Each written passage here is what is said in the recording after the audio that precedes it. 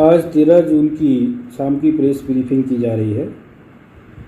आज भेजे गए कुल सैंपल 171 हैं। आज दिनांक तक कुल भेजे गए सैंपल 9027। आज स्वस्थ होकर डिस्चार्ज हुए व्यक्ति 9। आज दिनांक तक कुल डिस्चार्ज किए गए व्यक्ति 238।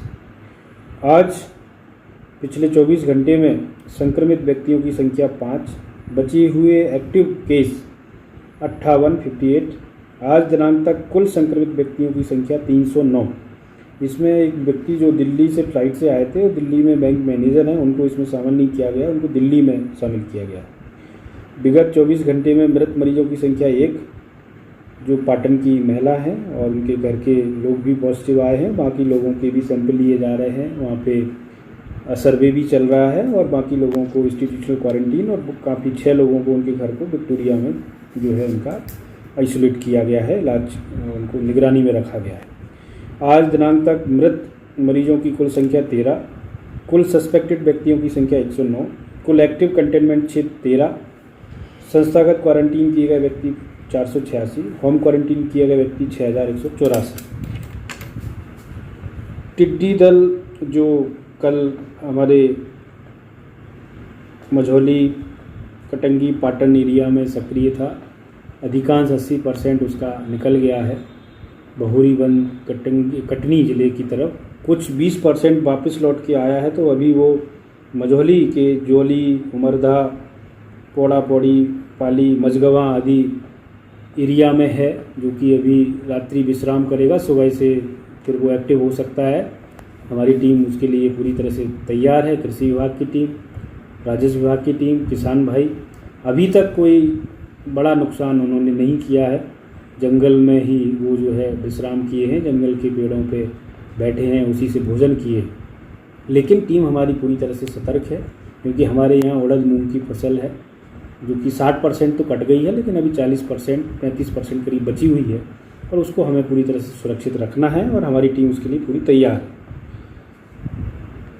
अन्य जो विषय में प्राइवेट हॉस्पिटल्स, IMA, उनके साथ आज मीटिंग की गई थी। अभी पिछले दिनों से देखने में आ रहा है कि उनके यहाँ जो भी मरीज़ इलाज कराने आ रहे हैं, तो ऐसा तो नहीं कि कोविड संभावित मानते हुए और उनको जो है उनको एडमिट नहीं किया जा रहा है या सही से अटेंड नहीं किया जा रहा है। तो उन लोगों से पहले भी चर्चा हुई थी कि उनके यहाँ 50 बेड से 100 बेड के जो हॉस्पिटल हैं, वहाँ 5 बेड आइसोलेशन होना चाहिए, और 100 बेड से ऊपर के जो अस्पताल हैं, वहाँ 10 बेड आइसोलेशन होना चाहिए। फीवर क्लिनिक वहाँ स्थापित हो, और कोविड संभावित जो भी व्यक्ति आते हैं उनको आइसोलेशन में रखा जाए, उनका पूरा इलाज किया जाए।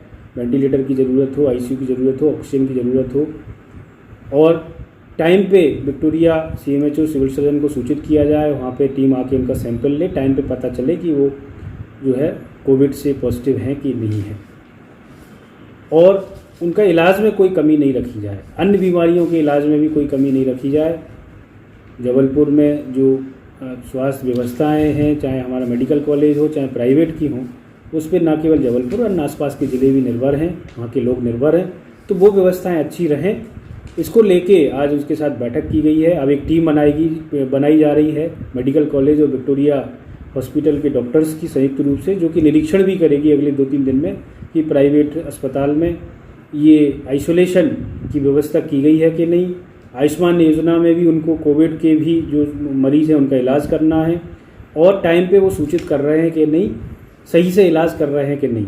इन सब चीज़ों को चेक किया जाएगा, और जहाँ पे भी ऐसी स्थिति निकलेगी कि सही से नहीं हो रहा है, वहाँ पे फिर संबंधित अस्पतालों पे कार्रवाई भी की जा सकती है, उनको नोटिस भी दिया जा सकता है, उनसे जवाब तलब किया जाएगा।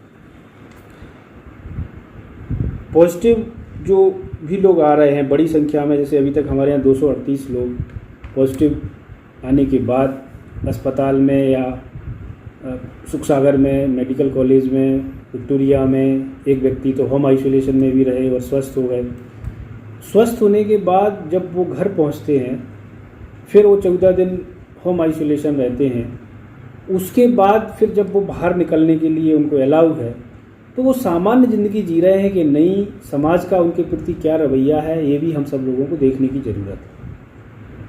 अभी जो बात होती है जो पहले पॉजिटिव केस थे अब स्वस्थ हो गए हैं, तो ये देखने में आता है कि उनके प्रति अड़ोसी पड़ोसी, उनके नज़दीकी लोग, आसपास के लोग, मतलब समाज बहुत सकारात्मक उनके प्रति रुख नहीं रखता है। जबकि ना तो वो किसी को संक्रमित कर सकते हैं, किसी को भी कोरोना हो सकता है, तो हमें अच्छा व्यवहार उनके साथ करना चाहिए, उनके प्रति अच्छी मंशा रखना चाहिए और उनको सपोर्ट करना चाहिए। इसी तरह से ये इसलिए भी ज़रूरी है, अभी फीवर क्लिनिक बन गए हैं, फीवर क्लिनिक सर्वे हो रहा है।